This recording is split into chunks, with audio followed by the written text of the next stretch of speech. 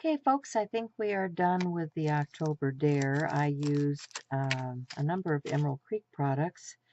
If you noticed, I was able to alter the little bat and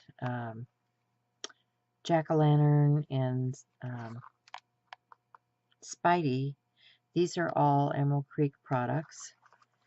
And I'd suggest that you go out and look at all of their charms and things because they have some really interesting charms. I mean, my little Spidey is still drying here, but how fun are these? How fun are these? The little bat, the little pumpkin jack-o'-lantern, and the little Spidey.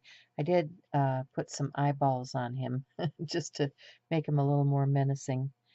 And then I used some Ranger Crackle Accents. It's a one-step crackle medium.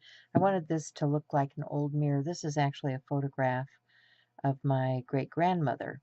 So I wanted that to look like an old crackled mirror in that particular area. And then I also, used the stones and things from Emerald Creek. And in the background is Baked Texture Vintage Beeswax. That's what's giving it all of this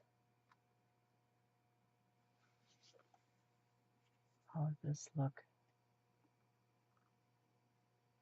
So thanks for joining me, guys. I hope you enjoyed this, and I